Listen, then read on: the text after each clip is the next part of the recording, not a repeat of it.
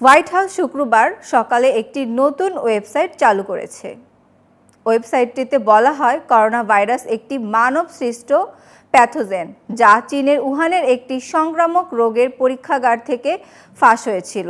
মহামারী শেষ হয়ে গেছে এই যুক্তির ভিত্তিতে কোটি কোটি টাকা কোভিড তহবিল হ্রাস করার পর এই পদক্ষেপ নিয়েছে ট্রাম্প প্রশাসন। CNN ও NBC নিউজের প্রতিবেদনে এসব তথ্য জানানো হয়েছে। NBC নিউজ জানায়, করোনা ভাইরাস সম্পর্কিত তথ্য জানতে covid.gov নামে মার্কিন ফেডারেল ওয়েবসাইটে যারা প্রবেশের চেষ্টা করেছেন শুক্রবার তারা সেখানে একেবারে ভিন্ন কিছু পেয়েছেন।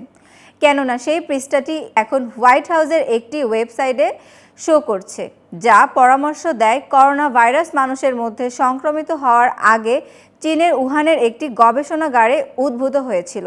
করোনা ভাইরাসের উদ্ভব নিয়ে এই বহুল বিতর্কিত ল্যাব ফাঁস তথ্য মহামারীর শুরুর দিনগুলোতে আবির্ভূত হয়েছিল এবং তখন থেকে কিছু ডানপন্থী মিডিয়া আউটলেট এবং রক্ষণশীল রাজনীতিবিদদের মধ্যে জনপ্রিয়তা অর্জন করেছে।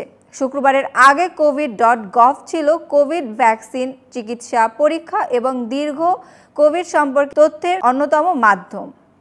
ওয়েবসাইটটি ফার্মেসি এবং কমিউনিটি হেলথ সেন্টার খুঁজে পেতে অত্যন্ত সহায়ক ছিল।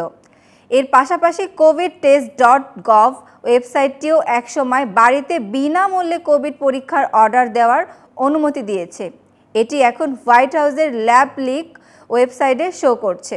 হোয়াইট হাউসের মুখপাত্র কাইনাল ডর এর এক বিবৃতিতে বলেছেন, ট্রাম্প প্রশাসন খুব স্পষ্ট যে আগের প্রশাসনের বিপরীতে আমরা মার্কিন ইতিহাসের সবচেয়ে স্বচ্ছ প্রশাসন হব।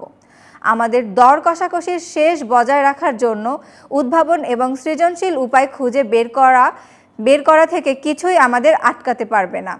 নতুন ওয়েবসাইটের বিষয়বস্তু মূলত ডিসেম্বরে প্রকাশিত হাউস অব রিপ্রেজেন্টেটিভস রিপোর্টের উপর ভিত্তি করে, যা উপসংহারে এসেছে যে কোভিড সম্ভবত একটি পরীক্ষাগার বা গবেষণা সম্পর্কিত দুর্ঘটনার কারণে উদ্ভূত হয়েছিল।